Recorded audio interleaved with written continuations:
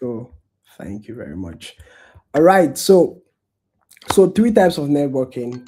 There's in-person networking where you get to actually meet somebody like physically. So you go to an event, conference, you meet on the street, you get to meet with people, you talk to them, you share about your life. So that's in-person networking. There's virtual networking. So you have LinkedIn, you have social media, messages, online connections. And now there's a third type of networking that nobody's talking about. It's the most powerful kind of networking, and it's actually way beyond our control, but it's a side effect of the other two types of networking. And it has been proven that weak ties, which are second degree connections, so weak ties are second degree. I'm going to come back to what that means, but weak ties, which are second degree connections, are extremely powerful, even more powerful than our first degree connections. So let's say you know somebody, for example, I know Loni. Loni is the person that actually has like the whole of this thing. She knows me, but I don't know like a lot of people on the call. So Loni is my first degree connection, while every other person who doesn't know me or who I don't know but knows Loni, and I probably know them through Loni, is my second degree connection. So if let's say his name is Adam. Adam knows Loni and I know Loni, but I don't know Adam. That is a weak tie. So that second degree connection that is invisible is a weak tie. And that's where opportunities come, because let's say I need a job and Adam is given a job, and Loni knows very well that I'm really good at what I do and I put myself out there. Loni is going to recommend me, and that weak tie becomes a strong tie because of Loni. So it's very important that you put in a lot of effort in networking, because the opportunities come in a way that is invisible to people, and you have to put in the effort. Keep putting yourself out there and stuff. And yeah, we're going to talk about how you can do virtual networking with LinkedIn right now. But I needed you to know like how important networking is and how opportunities actually get to flow from networking. Now, what's LinkedIn? I think a lot of people probably already know what LinkedIn is, but it's a social media platform like every other, except for the fact that it's meant to be for professionals. So everything is curated for professionals. The way you fill your profile is professional. The logo is professional. The algorithm that curates the content that is recommended to you is professional. And that is the main idea. That's a big vision for LinkedIn. How can we bring professionals to the same platform? That way you can find whatever you're looking for. A lot of people use this for recruiting. You just put, I'm hiring for this, and you can see stuff, and you can find like people from different fields and stuff. And that's have actually been invited for some conferences, because somebody will look at, we just search like entrepreneurs in AI, and it pop up, or you can say software engineers in Africa, and it pop up. So you can actually narrowly filter people based on their profession, their demographics. Extremely important tool for leadership, opportunities, and career. And so that's why LinkedIn is important for you as a software engineer, because it starts from your ability to network, but you're limiting the scope to not just any kind of person, to people who are actually career oriented. And that's why we're talking about LinkedIn today. So, personal benefits. I'm not going to tell you what benefits LinkedIn has based on what I've read on the internet or what ChatGPT has told you. I'm going to tell you what it has had, what effect or benefits had on my life. So, um, usually, most times, people actually reach out to me like via messages and say, "Oh, I need like I need mentorship. Can you help me with this? I'm looking for a job. Can you extend some opportunities my way?" So that's like maybe 50% of my LinkedIn inbox. But over my career, I've had a lot of people who have actually reached out to me to like hire me. So sometimes they'll want to hire me remotely. Sometimes they'll want to, hire me like locally. So if I'm in the same country, like for example in Cameroon, a lot of people reach out that they want to hire me. I mean, it's not as it doesn't happen often, but usually like within 3 months or 4 months, depending on how much I post and the type of things I post, people may reach out to me to recruit me. The thing that blew my mind about LinkedIn, and that was like the moment, was when the very first investor that actually reached out to me on my LinkedIn. I was like, I've been seeing the work that you've been doing with the company. Can I invest? So he reached out to me on LinkedIn via LinkedIn message. They reached out to me, he got my email address. and he reached out to me. I was like, hi Desmond. His name is also coincidentally Desmond, and he is a Cameroonian in the UAE. And he reached out, hi Desmond, can you help me do a few things? I want you to help me with your content team, build me some design material. And then it was like, I've been seeing the way your company has been going. Can I invest? Unfortunately, we didn't take his investment because we're a bit skeptical, and we didn't really think because we had a lot of like clients that were paying for the products, and we were like, taking money is going to be like a lot of pressure. People have expectations, and we felt like right now we just want to do things at our pace and stuff. So, but he ended up being a client, and we worked for almost a year. Then the contract ended basically. But the reason why I'm telling you these personal stories is because I don't want you to feel like people just say that LinkedIn is important. I want you to see from my life how much it has actually created an impact in my career. And don't take LinkedIn career, please. Put in the effort to get really good. And it didn't come instantly. Like it wasn't like I started posting for 1 month, 2 months. I actually had a LinkedIn account for 1 year, then I actually stopped using the account. Then I came back on the account. So it took me about a year because of inconsistency before I actually decided to be consistent with LinkedIn to get the results that I had.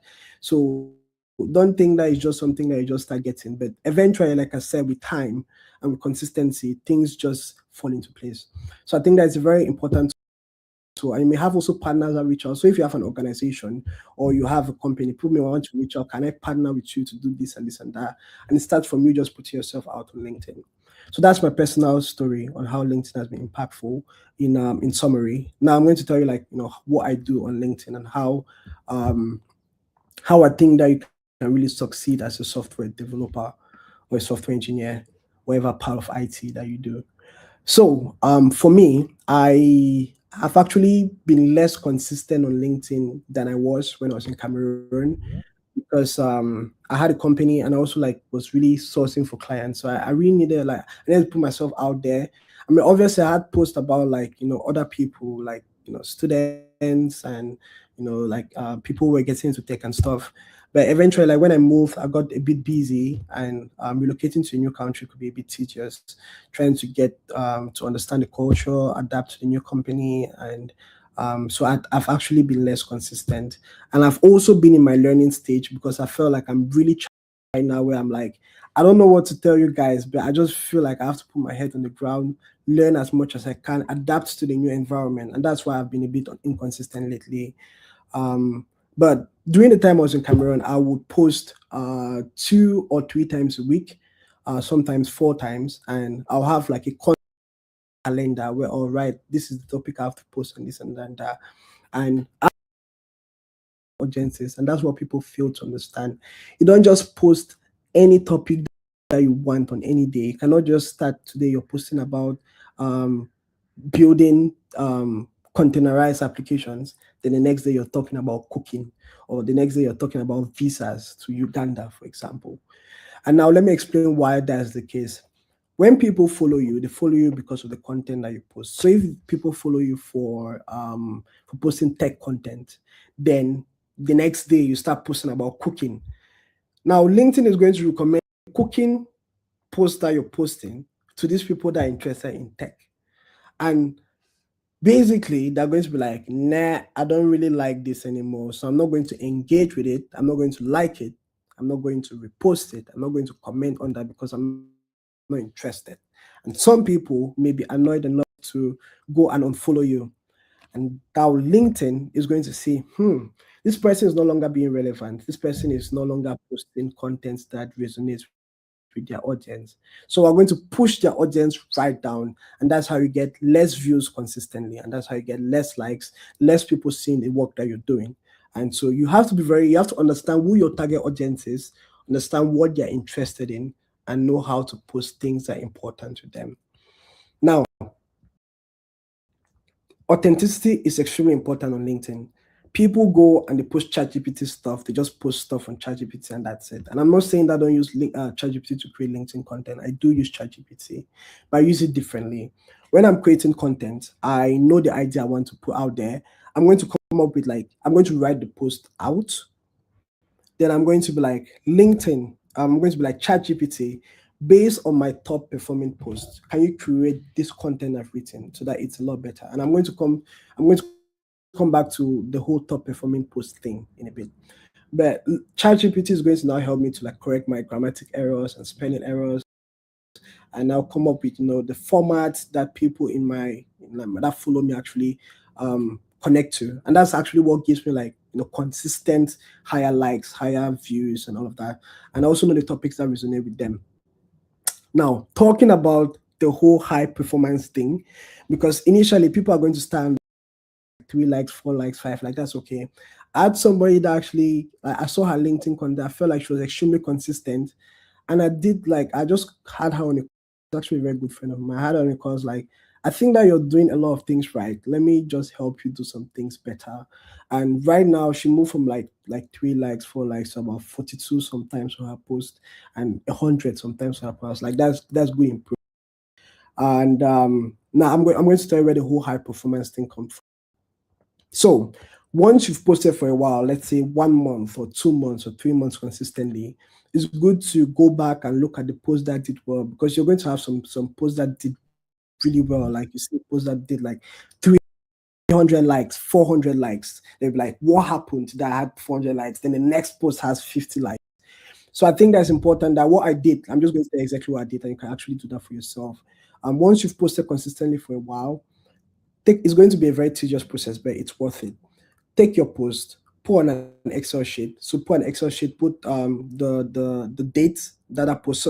So after a while, it's not going to show you the date, it's just going to show you 5 months ago, 4 months ago, 3 months ago, 2 weeks ago. This is very important. So I think you should be taking notes at this point. So put on your Excel sheet, put the how long ago or the time ago that post was created. So that's one column. Next column, you put the content. So what you pasted, right? The content, you put it there. That's the column. So the content column. The next column is going to be the number of likes you had on that post. The next column is the number of comments you had. The next column is the number of posts, and the next column should be the impressions. So not everybody sees impressions, just the person that posted see their impressions. And impressions is just basically how many people actually saw your post. So usually your impressions will be more than your like, because a lot of people just see your post and they're like, I like it, but I don't like it because I'm just a human being that's jealous or whatever. But have all these columns in your Excel sheet. And unfortunately, LinkedIn doesn't provide a way that you export your post. So you have to actually manually go and copy. So copy your likes, copy your impressions, copy your comments, the number of comments, copy the length of your post. I think that would be good if you could actually do images, but images is technically difficult because you have to like inspect sometimes, and I'll not advise you, don't need to do images. Plus, I feel like if you're talking about tech and you post a picture of you on the beach, it's still going to do well. And so yeah, so copy all of that, put on an Excel sheet for like 4 months or 5 months of posting. Not maybe 3 months of posting. 5 months is probably exaggerated, but the more the data, the better. And this is where now your data scientist or your data engineering mind kicks in. You have all this data about the posts you've done. You have how well they have performed on other columns, like the likes and all of that. Now you don't need to actually write code to analyze this. Just put it on ChatGPT or put it on Gemini. Just tell Gemini, these are the posts that have really performed well for me, and tell me which ones didn't perform well and why. Tell me the ones that performed well and why, and what is the checklist for the things that I need to be doing to get my post to be similar to what is performing well, and the things I'm not supposed to be doing. Come up with this long checklist. So it's going to give you like, pap, this is why this did well, this is why this didn't do well, and this is what you can do to make it better, this is what you should avoid. And now you have a whole guideline for writing LinkedIn posts. And every time that you write LinkedIn post, write it manually. So write all of your ideas down, go to ChatGPT. If you put this checklist in the document, go to ChatGPT or Gemini, say, based on my top performing post, upload the document. I want you to update this content that I want to write to my audience in a way that is going to help you to become more performant. And it's going to give you, and you copy it and you paste it and you wait. And sometimes it may work immediately, sometimes it will not. For me, it worked immediately. Like the the subsequent posts, I knew exactly which topics my audience resonated with. So I was creating my content to those topics. But it literally, that was literally the thing that changed my LinkedIn, because I no longer had like 100 likes. If I have 150 likes, that's like my least performing post.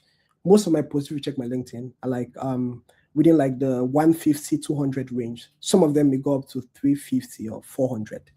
Um, and some impressions will go up to like 10,000. But the point I'm trying to make here is that you have to figure out the way to put yourself out there more, because the more people actually see what you do, the more they're going to engage with you, the more they're going to reach out to you, and that will reflect in your career, basically. Okay, so I've spoken a lot about like strategies for LinkedIn, and I'll just leave the questions to the end so that I can actually go through this really quickly, and I don't take too much of your time. But if you have any questions, please just jot them down. I'm happy to always come back and explain better. The next thing that I want to go to is like the dark LinkedIn, and this is just like, so we'll have like one more slide and that's it. We're done with the presentation. So if you're already bored, don't be bothered. We're almost done.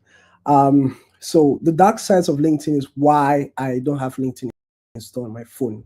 So I've deleted LinkedIn from my phone. I don't have the LinkedIn app, but I actually create content by coming online. Like I can use my computer or I use the LinkedIn web. And even while I had the LinkedIn app, I turned off notifications because it was quite distracting. And I'll tell you 3 reasons why, 4 reasons actually, because this doesn't have everything.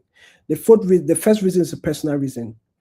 Whenever you create content on any social media platform, WhatsApp, LinkedIn, Instagram, you are the highest viewer on your post, because every 2 minutes you're there like, oh, do I look good? Like, this post looks nice. I look very beautiful or handsome. And that is a distraction. And sometimes you're going to check the number of views or the number of likes on your post. And I'll not out, to be honest, it's extremely distracting. And if you're a high performance person, you like to get things done, you like to be productive and get, as much done as possible. You don't want to be spending that much time on your phone just because you created a post.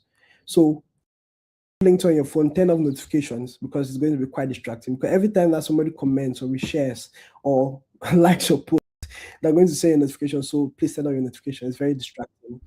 And if you want to be really productive at what you do, you have to figure out a way to turn off all distractions and just focus on the thing that you're doing.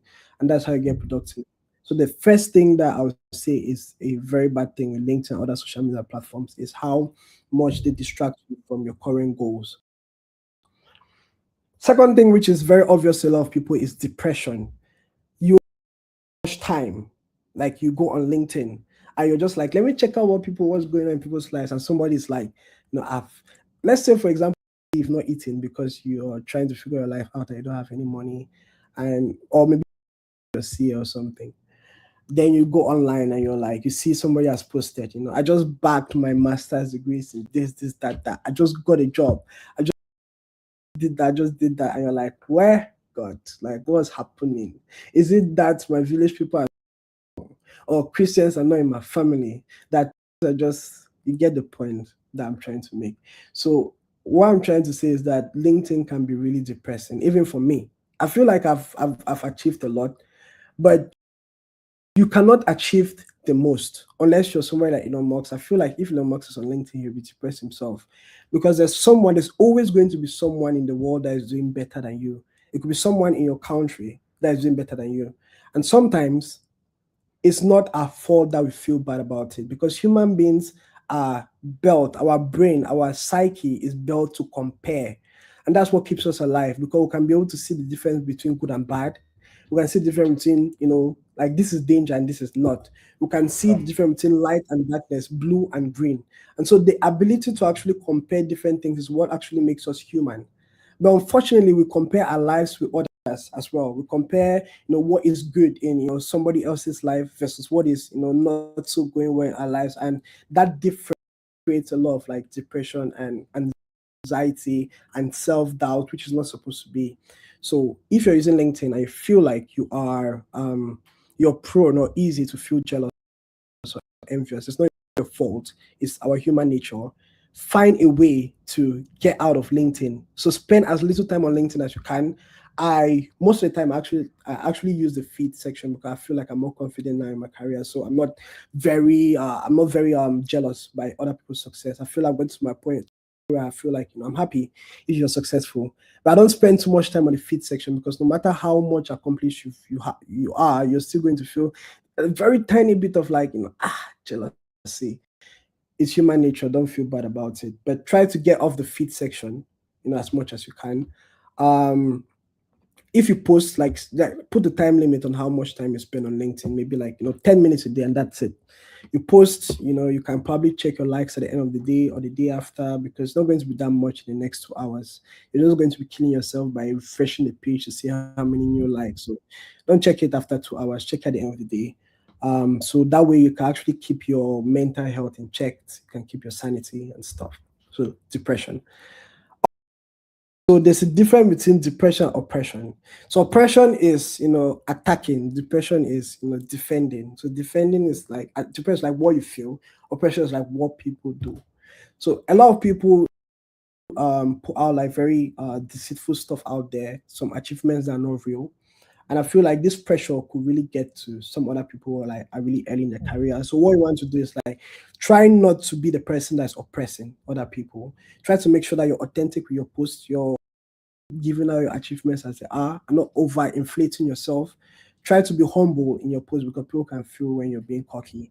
So try to be humble. And that way, when somebody sees your success, they feel like, this is inspirational rather than feeling like this is like repulsive, for example. So try not to be on the oppression end. Be very authentic with the way you actually talk about your achievements. Deceit.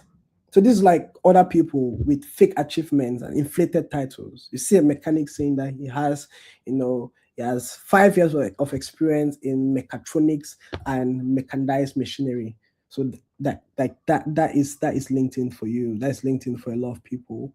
And you don't want to be that person that just inflates your achievements and stuff. It makes other people feel bad, and it just makes the platform to be very intoxicating. So I would say try to shield yourself from these people who actually inflate their titles and have misleading posts and fake achievements, and don't also be the person that does that because you're creating a lot of toxicity in the LinkedIn space, and that's not good for people who are just starting out.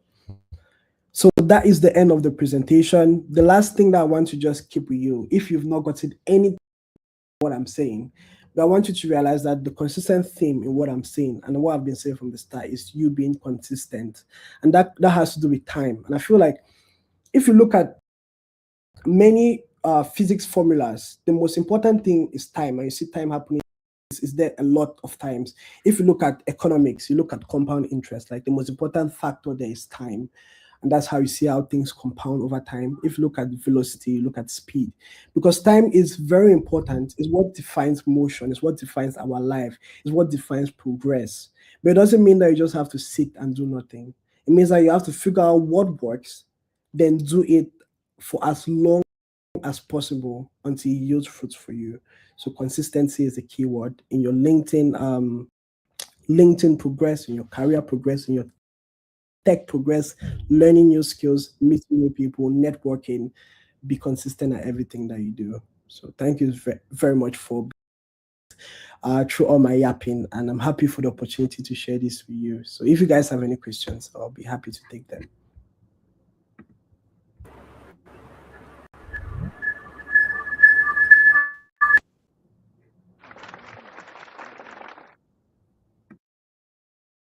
Oh, thank you very much, Oben. Insightful site for that insightful session. Can you guys get me?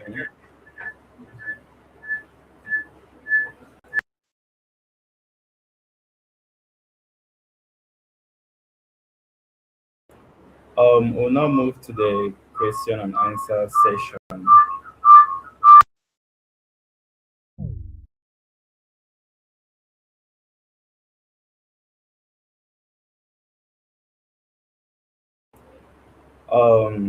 All right. So if you have a question, you can raise your hand up, and I'll get to you. If you have an issue with the speaker, you can always put your question in the chat box, and I'll also read it out for everyone.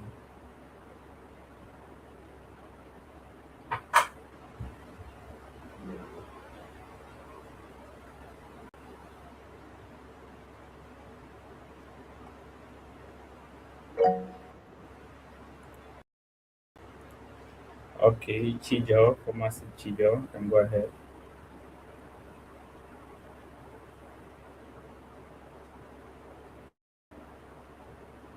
Hello. Yeah, we can get you, Chijo. Okay. Good morning and greetings to everyone. And thank you very much, Desmond, for the detailed walkthrough on your journey and like everything you've been through. I'm actually happy to be here. And I have a question about LinkedIn, as you said initially. Uh, I believe some people do not know how to balance being exposed and working on themselves at the same time. But in this age in which we are now, it seems like it's practically impossible to work in total silence these days because when you're working in silence, you practically might not get noticed. You will be like, you know something, but nobody knows you. And like, you how balance maintaining the focus that you need to be able to produce the best work that you are capable of doing and still being able to put yourself out there for people to notice you and get you the opportunities that you want. Was I is it getting what I said? If I get you clearly, you're asking if um or how to find a balance between doing what you're doing, like upskilling and stuff, but also getting people to know you or know what you do. Is that it? Yeah, because it's always easy to get distracted like your last slide said with the what like with the social you trying to put yourself out there. It's a very thin line not it's a very Mm, thin line between yeah. So I think that for you to actually capitalize on the opportunities that LinkedIn gives you, and I feel like it's a one-sided thing. LinkedIn is just one tool to help you like exceed in your career. You have to actually also do things like attend events and put yourself out there physically. So LinkedIn is just one of it. And usually it combines a lot of these tools for you to actually like get opportunities. Um, but coming back to your question, I think that you have to figure out like you have to have a discussion with yourself and be like, do I want publicity or do I want advancement in my career? If you want publicity, definitely just do LinkedIn and don't do any work. But if you want to actually advance your career, you want to build skill at the same time, put yourself out there so that when an opportunity comes, you're prepared for the opportunity, then I think that it's important that you actually find a balance. So how to actually find the balance? So like I said, what I do is that I try to keep a LinkedIn calendar. Or I tried. I should be probably more consistent, but I try to keep a LinkedIn calendar where I would write things on LinkedIn on specific days, maybe Monday, Wednesdays, Fridays. So I know that that is what I'm supposed to do. I try to get off LinkedIn once I've created that content. So once I've created the content, I get off LinkedIn. Sometimes I'm not perfect. So I'll be tempted to come back maybe the day after or in the evening to check what I have, likes or views or how well it's performing or whatever. But I try to spend less time on the platform as much as I can. In the start, it may be hard if you're very prone to checking LinkedIn and stuff. But the idea is that put the content out into LinkedIn, get out of LinkedIn. Maybe you can be there for a while to answer like comments and stuff, but spend less time on LinkedIn. Focus the majority of your time, 99% of the time, building yourself and your skill. And building yourself and your skill could also be networking. So being in physical arenas, like in learning opportunities, in places where you can find people like you, similar minded people who are capable of like learning from each other and networking in another way. So put yourself out there, but be sure that by the time that you're opening your mouth to tell somebody that you are a software developer that can do this and that, you can actually do this and that. So it's another it may be hard to strike a balance depending on who you are. It could be the distraction from LinkedIn. It could be that you're probably more you feel like you want to put yourself out there more. But to be honest, it sucks when you opportunities and you go for an interview and cannot make that opportunity because you're not good enough. So have a personal conversation with yourself. Be sure about what your goals are as far as your career is concerned. if your goal is that you want to be extremely good, you want to be able to advance as fast as possible, LinkedIn should be there, but it should not be the main thing. You should be also very skilled. So balance the two as much as you can. But if you're like, no, I just want to be out there, LinkedIn only. If you're like, no, I want to be skilled but no opportunities, then just walk in your room and don't go outside. But if you're sure that you want to advance your career, you need to strike the balance. Spend less time like reading other people's posts and stuff. Maybe you can read, but spend less time on LinkedIn, more time on what you do. And yeah, and just it's difficult to give you an advice on this because I know that it's very personal. It depends on the person, but figure out what works for you. But the ratio I'll give is like more time on building yourself, less time on LinkedIn. That's what I would say. Okay, thank you very much for Yeah. the answer. Okay, thank you, Chijo. Thank you, Oben. This question is from Favor Ayok.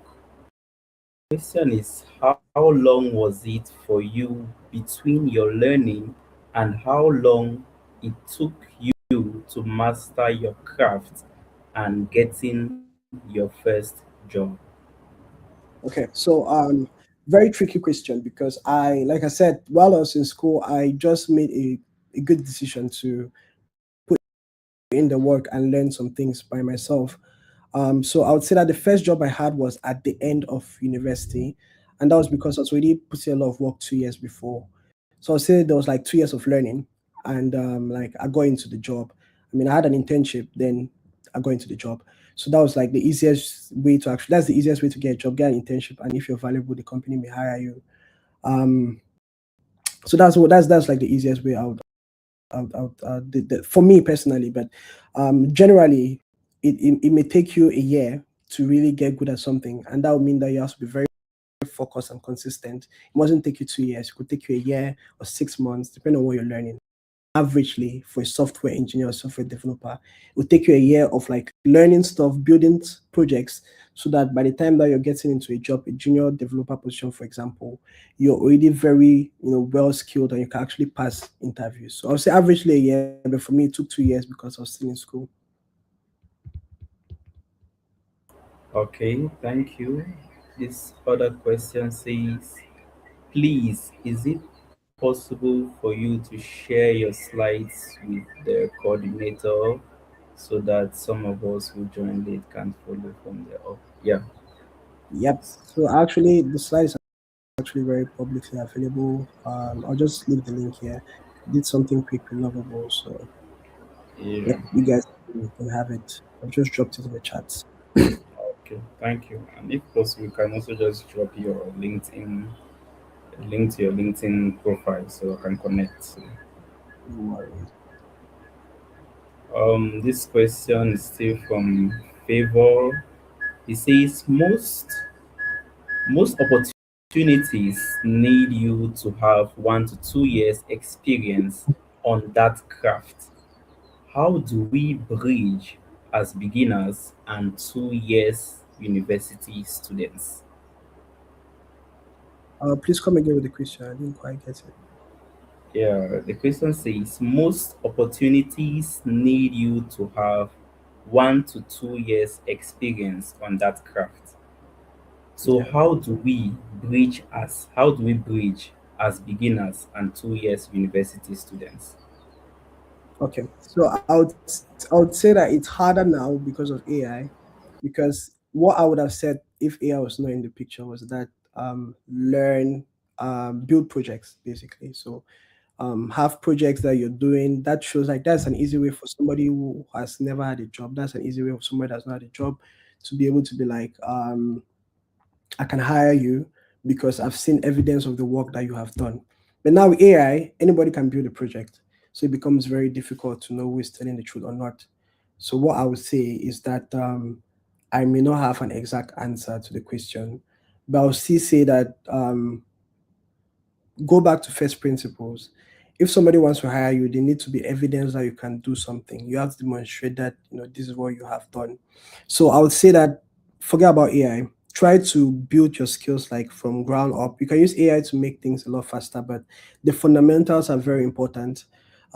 be really good at what you do, build projects that you're confident explaining, because usually the strategy a lot of companies are using now with hiring is that they want they want to see the projects you've done as a junior developer if you've never been hired before, but they want you to be able to explain what the thought process behind the project, the tools you used, why you picked those tools. So it now comes down to how well can you understand what you're actually doing. It's not just about writing AI prompts here and there, but what do you understand the fundamentals? If somebody asks you a question and you didn't have AI, can you understand it based on the project that you have done? So I would say that project based is something that you can actually put into place to develop your skill, but to also have a way to prove to the world that you're capable of doing this, and that. So that's what I would say. Okay, thank you very much, Oben. This question is for myself. So, from your experience, what separates tech professionals who get opportunities like jobs and gigs, collaborations, from those who remain overlooked, even when they have similar technical skills? Okay, so what separates tech professionals who get opportunities, jobs, skills, collaborations from those who remain overlooked? So so I would say that a lot of developers that are skilled really struggle, and that's just the reality of living in Cameroon. I mean everywhere, like even in the UK, there are a lot of people that struggle to get jobs. Um, So the job market is not just bad in Cameroon, it's bad everywhere. But I think that particularly we suffer in Cameroon. And I would say that it's like being in this AI age in Cameroon could actually be a blessing, because a lot of people are still getting to AI. It's very slow, the adaptation in Cameroon. So you can easily do things really fast, cheaper, and get people to pay more, and you're making a lot of money in a very short period of time. And I actually got to benefit from this while I was back at home.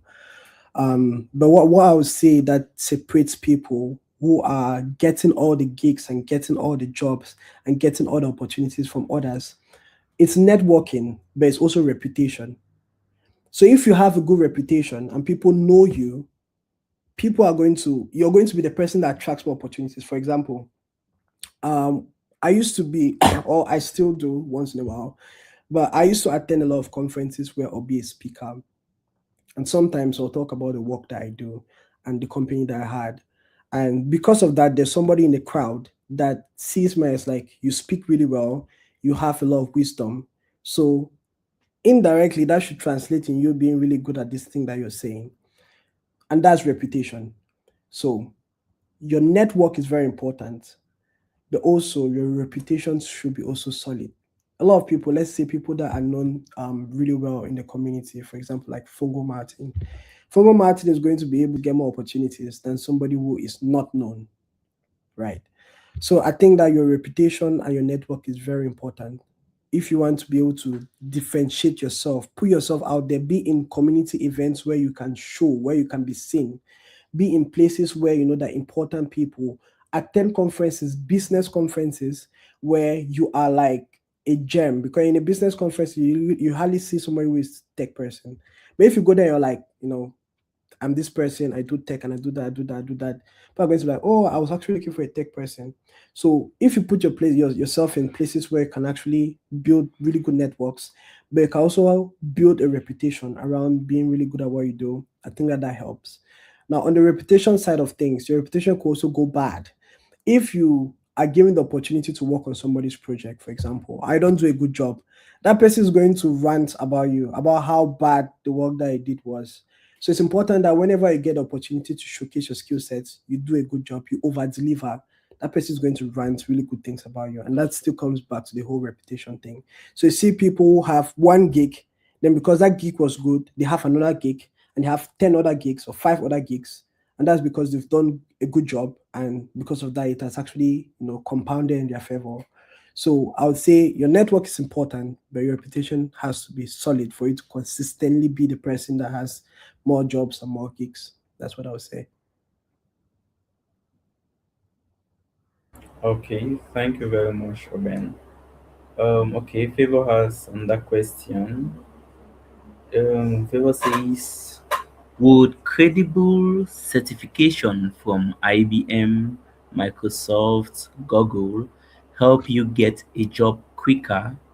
That's to say, from the influence of how AI is changing and influencing the global markets and the world. Okay. So yes and no. So will it help you get a job quicker? Probably, but not necessarily. It's going to help you become more qualified when you get opportunities. So it's different. So getting a job quicker means that you go to, you apply for initially, maybe before you get a job, before you apply for like 10 companies, 15 or 20. Now you're saying that if you should have certifications like gold certifications, IBM, you should probably apply for 5 jobs and get a job. But that's not necessarily the case. But what I can say is true is that when you apply for jobs, you're going to be a lot more qualified. So it means that if you look at everybody that's applying for that role, you're going to be higher compared to if you didn't have the certifications.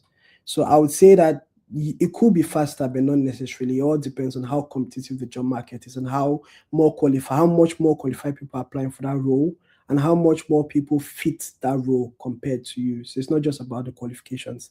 But if you actually get the certifications from these places, if they put you with somebody else that doesn't, you're going to rank higher when these guys are evaluating. So I would say do get the certifications. I'm still learning a lot myself. I still take courses on different things and I still take certifications because in tech, learning never ends. You have to constantly be learning and being on your toes. Because the same way you got a job, that's the same way that you could lose it. So you have to keep being valuable and providing value to the world. And so you have to learn more and build more skills. Get certifications, I advise you, and still do like courses and stuff because like it looks really good on your resume if you have those things. So yeah. And especially Google, if you have on your resume, even if you didn't work at Google, but you have certification from Google, people are going to be like, I should probably hire this person. So yeah, that's what I would say. Thank you very much. That's great. All right. I have another question. So, if a trainee, not necessarily a trainee, but anyone starting from scratch today wanted to build a strong presence on LinkedIn within, let's say, 3 to 6 months, let's say they Yeah. have that time frame, what specific steps would you prioritize and what common mistakes should they avoid? Okay. So we have a let's look at A in the middle. So let's not say 3 to 6 months. Let's give a target. Let's say 5 months, for example. 5 months is in the middle. 4.5. I don't know, let's say 5 months. So we have a 5 months target to build a strong LinkedIn presence and let's come up with an entire roadmap. The first thing that I would do is figure out like what is my brand? What do I want people to know me by? So is my brand a tech person? Is it a cooking person? Is it a software developer? Is it a DevOps engineer? Is it a cloud engineer or cloud architect? What is my brand? What do I want people to know me by? Now, based on your brand, you can come up with like 3 things maximum. Don't go beyond 3 things. So 3 things I want people to know me by this, that. For me, my 3 things is a social impact person, an entrepreneur, and a software engineer. Those are my 3 things, and I will not post anything outside those 3 things. So those are the things that I'm posting, and they have to be related. It shouldn't be like I want to be cloud engineer, then I want to be like I keep calling cooking. I don't know what cooking has done for me. Maybe like an athlete, for example. So have those 3 things. Those what people what I want people to know me by.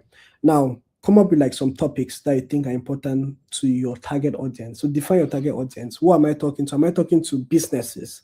Am I talking to students? Am I talking to people of my level?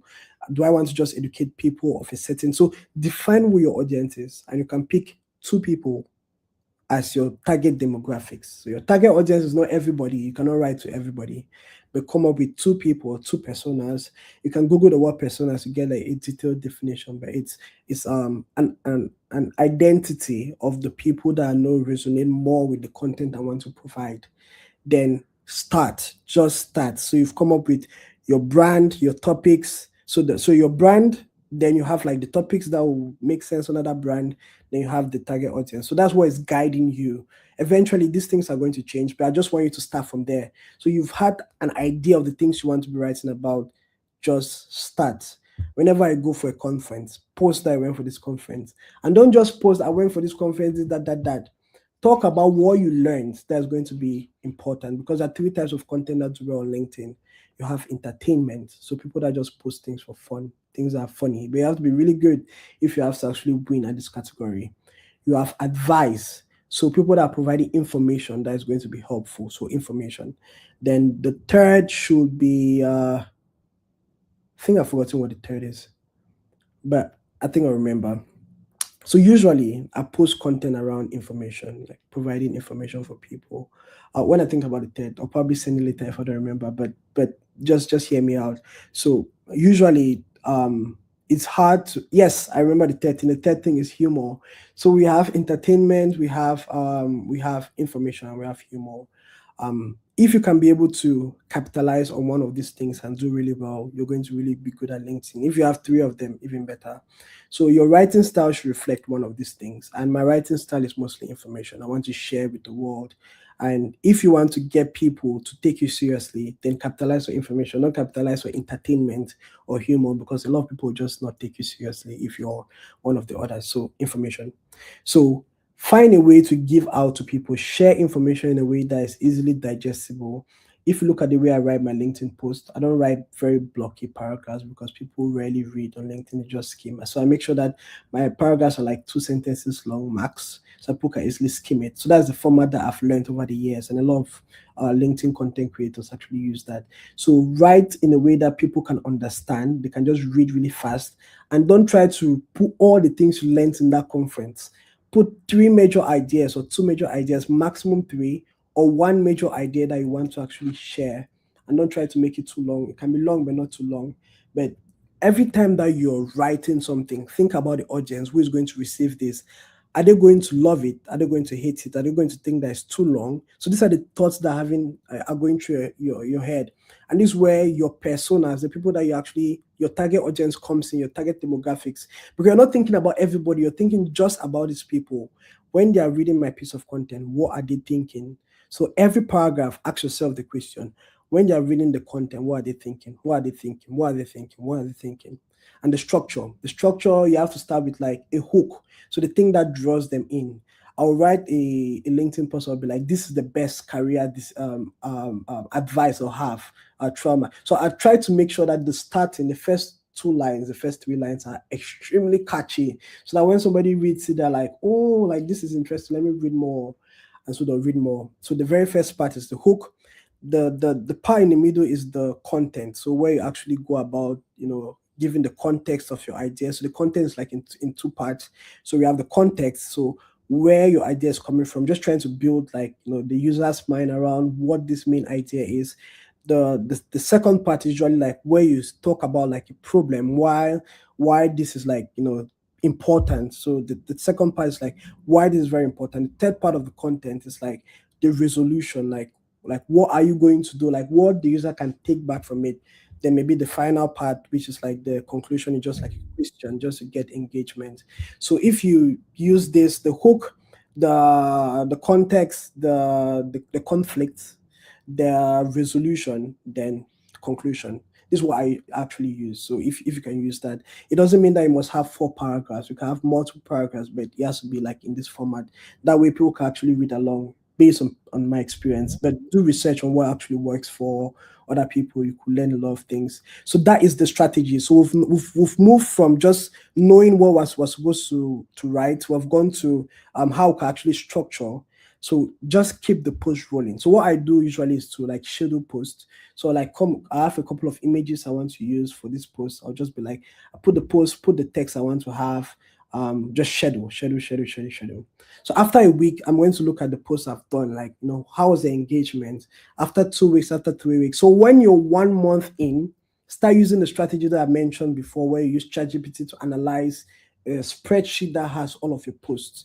So when you have all of your posts in a spreadsheet, use ChatGPT, use Gemini to analyze and tell you what is working and what's not working. And use that so at this point, you're just using that to understand which topics to write more on. And you can ask like, what other things can you try based on your target users? So you can ask ChatGPT. So if they resonate with this, and these are my skill sets. This is what I can offer to the world. What other topics can I try? So ChatGPT is going to give you other topics you can use. And now do that, like keep like just repeat the process for another 1 month, then reevaluate your content. So now you have more data in that spreadsheet to be able to know what is working for you. And if you do that for 2.5 months, you already understand your target audience. And you can just now use the optimization strategy to now write posts that are based on those topics that are doing the best. And from there, you're going to gradually see your LinkedIn posts doing a lot better. But it doesn't just like having better engaging posts and having more visibility and a stronger online audience. It's not just about LinkedIn. You have to do it beyond LinkedIn. You have to go for conferences. You have to get people to connect with you on LinkedIn while in conferences. Put yourself out there. Try to be a leader in something. So put yourself, maybe you can volunteer in a community and be a leader. Get people to connect with you from there. They're going to follow you because you'll be able to share out your own wisdom there. And they're going to be loyal followers to you, because a lot of the people that follow me on LinkedIn, it's not just because they met me on LinkedIn. They've actually followed my life like physically, and they're like, oh, I want to listen to what this person is saying. So it's not just about LinkedIn. You have to find a way to also build physical connections that rub onto LinkedIn. And so if you do this consistently, I can guarantee you that your LinkedIn is going to progress like at a rate that you never expected. And these are strategies that have worked for me. I don't think that is something else that I've left out. Aside from the fact that maybe I try to speak in a lot of places and have a lot of conferences, so people look up to me and then they want to follow me on LinkedIn and they are participating in my content. But if you're authentic, you're posting the right thing out there, you're genuine about the message you're giving across, you're also posting your achievements, your success, people are going to resonate with you, they're going to find you inspiring, and your LinkedIn is also going to grow dramatically.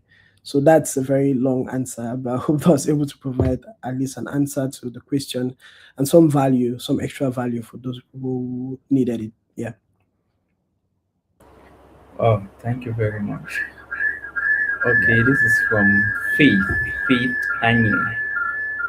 Faith says, in line with the last question, should I list skills on LinkedIn as I'm still learning them, or should I wait until I've mastered them before adding them to my profile?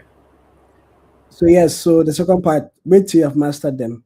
There are a lot of people on LinkedIn that just go and talk about things that they want to do. Don't talk. Maybe leave that for Twitter. Leave that for Twitter and X for what you want to do. On LinkedIn, post what you have done, because that's what shows that you are a leader. You have an authority in your field. So you need to post what you have done, what you think is groundbreaking, your ideas. You have to be confident about what you're posting, right? Obviously, there are times that you talk about, like for me, I'm very authentic, so sometimes I'll post my down moments on LinkedIn and the struggles I'm facing, because I want to be vulnerable, I want to be authentic. I don't want to just be everybody claiming that life is easy, right? Sometimes I'll be authentic and I'll tell people that I have imposter syndrome, but this is what I'm learning from the process. So you have to be very, very you have to be very confident in what you're doing, even if you're being authentic. And don't just post that I want to do this, I'm planning to do this. Post that I have done it. That's what resonates more with people on LinkedIn. And if not, you're still going to be seen as a beginner or somebody that doesn't know what they're doing or still figuring life out, as far as their career is concerned. But yeah, I hope that answers the question.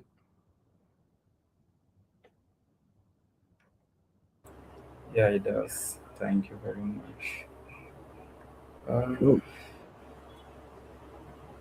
looks like the questions are not more coming.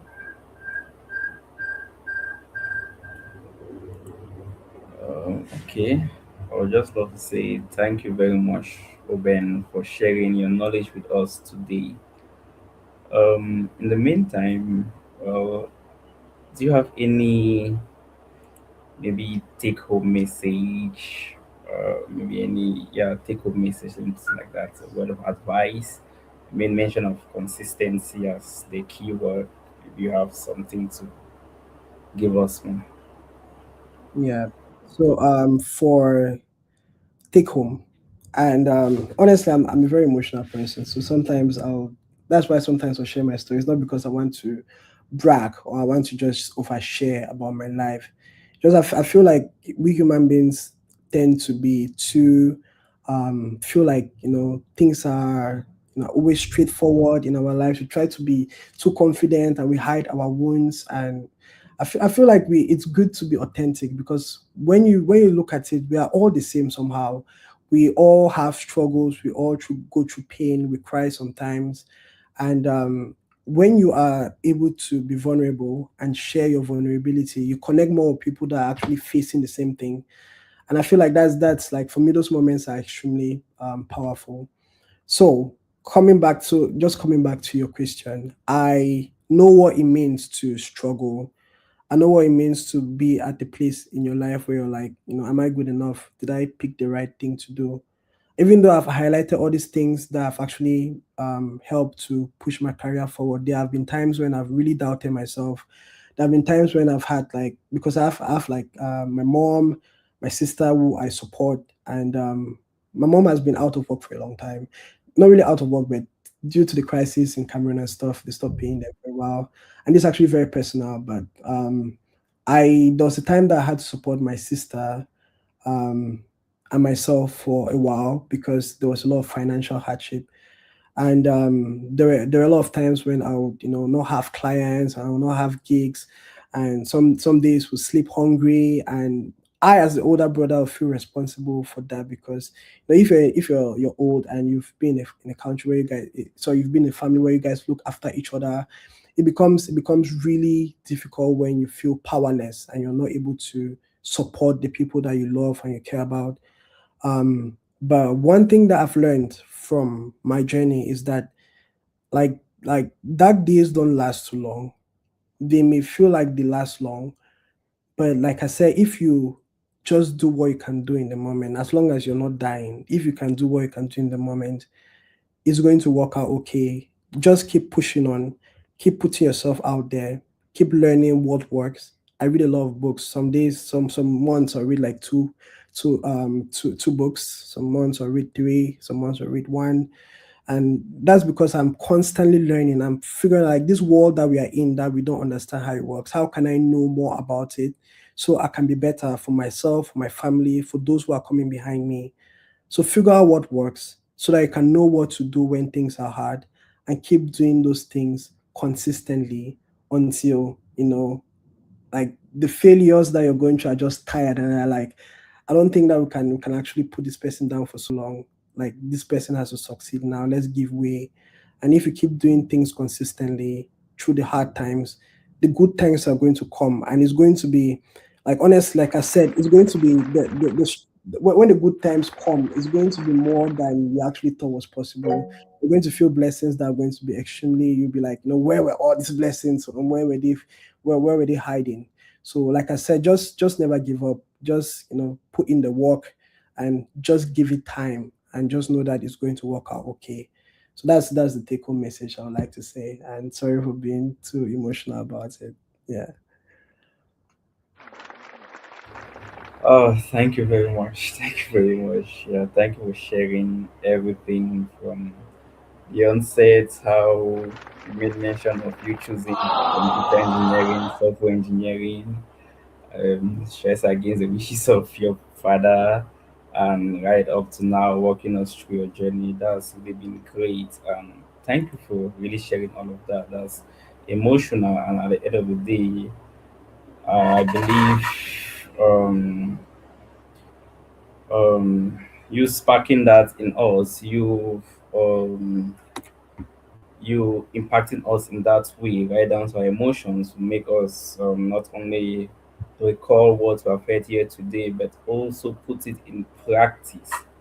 Like you said, consistency in our skill set, mastering our craft, in networking, in developing our morals, and yeah, giving it time. And I also love you made a comments there. You said one cannot remain unlucky forever. Yeah, Yeah. and that's very true. So yeah, if we remain consistent, obviously we are going to remain prepared for whatever opportunity comes our way. Thank you very much, Oben. Thank you. And yeah, and thank you to everyone who joined and participated. We hope this session has given you clarity and motivation to start building your LinkedIn presence, to see the importance of LinkedIn, the importance of LinkedIn or social media as a whole, and we hope that you put that in practice, all what we have gotten here today. Stay connected with iSpark Inno for more expert sessions like these. And Oben, please share your LinkedIn details with us on the chat, and also um, you can all connect with iSpark Inno at LinkedIn as well. You can just search iSpark Inno and you get to us, and also at our YouTube channel, because this session was live streamed and everything is going to be there at our YouTube channel. That's iSpark Inno YouTube channel. Thank you